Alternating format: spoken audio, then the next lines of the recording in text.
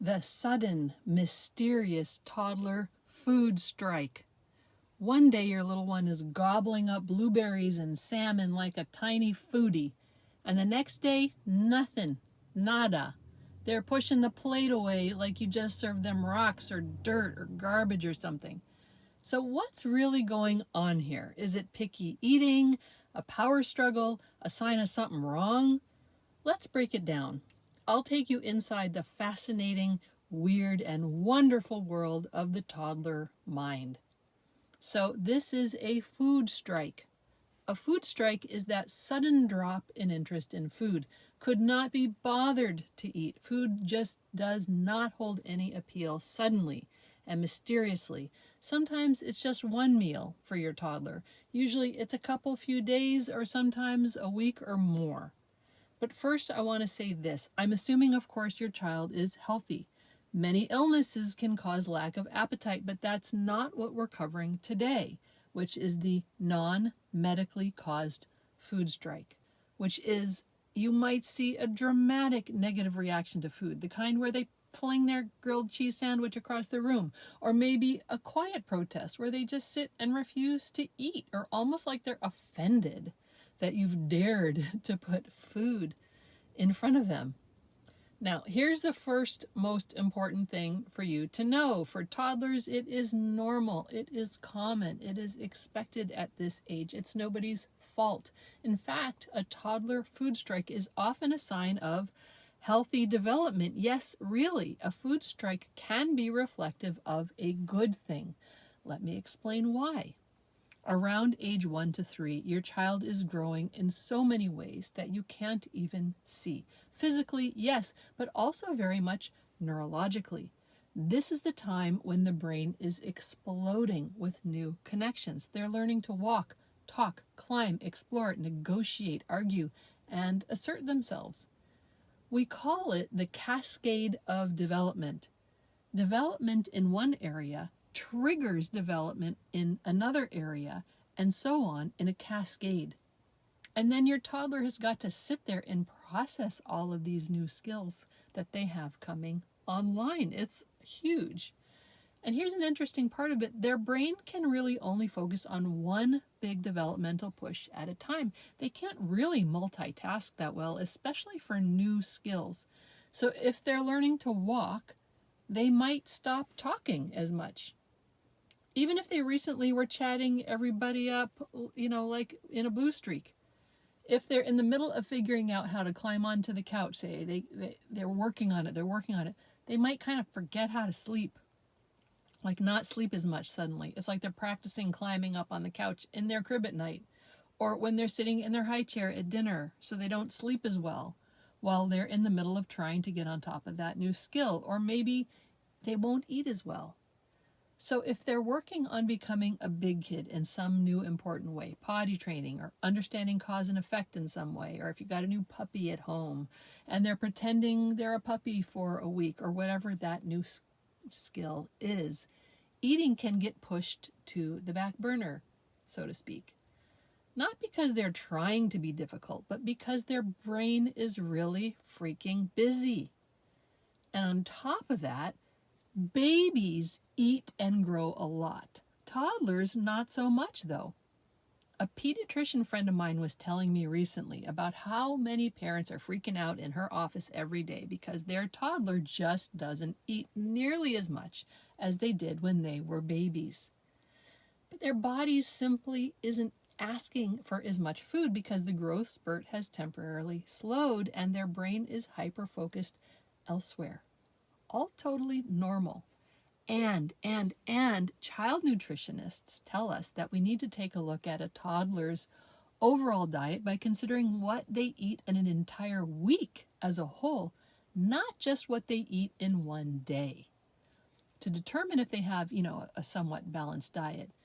Because often they'll have a big eating day to make up for the couple of days when all they did was run or climb or talk or try to climb up on that couch or whatever, and all the new things they're learning.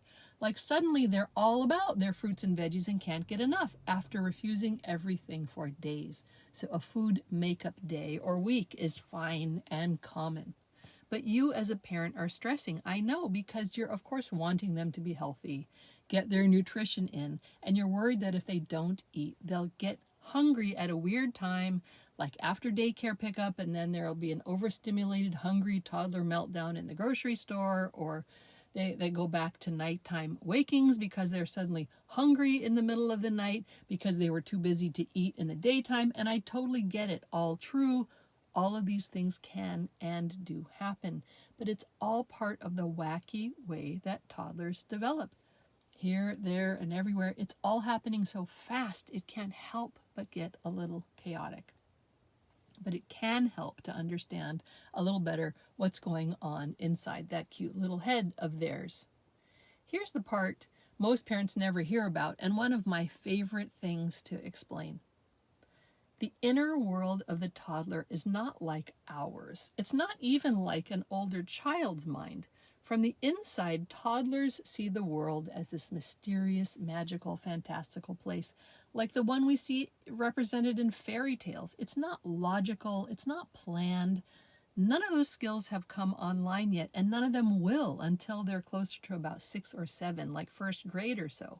But until then, toddlers and little kids live in the now. They don't think in terms of past or future. They can't really say, I should eat now so I won't be hungry later. Or, I didn't eat much lunch, so I better have my dinner now. No, they eat when they're hungry, and only when they're hungry, and only when they're not too busy with something more fascinating than another plate of nutritional food. Like whatever. A healthy kid has enough calories in storage to temporarily focus on more important activities at hand. And also, because toddlers are distractible by design, everything is new and interesting and maybe dangerous, so food is often just not a priority. They're exploring identity, independence, physical coordination, language, emotions, and you want them to sit and calmly eat their broccoli? Bless your heart, Mom and Dad. Okay, so what do we do when your toddler stops eating, assuming they're healthy? First, let's talk about what not to do. Don't panic. Don't force. Don't beg them to eat. Don't do this. Don't run around after them with food with food on a spoon trying to shovel it in when they're not paying attention. Don't do that. Don't offer awesome, huge smorgasbord of like backup meal options. Don't reward with dessert for just 3 more bites. All of that teaches your toddler that food is a battleground, and it reinforces their need to be in control of the action, which gives them exactly what their little toddler brains are going to fight for right now, which is power and control. But don't forget, we want to instill in them a sense of mastery over their own bodies. We want them to develop the sense that they are the boss of their own body, right? Not that someone bigger or more powerful can force them to do something that doesn't feel good. We want their boundaries to develop in a healthy and stable way so that they know when they feel safe and comfortable taking something in and keeping something out. This is the metaphor of eating, right? That they internalize in terms of their relationship with you too. Did mom or dad force their way through their boundaries and force them to eat? Or did mom and dad let them make their own food choices? You can imagine how this can continue to play out into adolescence, right? The stakes are pretty high here, actually. So instead, this is what you can do during a toddler food strike. Offer healthy, familiar foods at regular times. Sit with them and eat a little something yourself. Be a model for taking a break by having some food to rest, relax, refuel, chit-chat. This is important. Don't make a big deal about it, though, if they eat or not. Trust that their body knows what it needs. You can even say something like, I see you're not hungry right now. That's okay. We'll eat again next time, next meal. This shows confidence, calm, and consistency. And over time, it teaches your toddler that food is safe and predictable and not a performance or a power trip that's going to happen. Look, I know it's hard. I have 4 kids myself. It's hard to watch them skip meals. It's hard not to worry when they're on a toddler food strike. But the best thing you can do for your child and for your own peace of mind is to understand what's really going on inside that busy little toddler brain, because this isn't about food. This is about growth. This is about autonomy. This is about trusting your child's developmental process and your parenting. It's about building a strong and trusting relationship with your child. So hang in there and remember, a food strike is just a phase. They'll eat again. They always do. And until then, just try to marvel at all the amazing things they're accomplishing every single day. And if your toddler's food strike or anything else is worrying you, and you'd like more of my help, check out the link in my bio or the description below for my special going on right now, which includes a 1-hour private consult with me to answer all your parenting questions and dilemmas.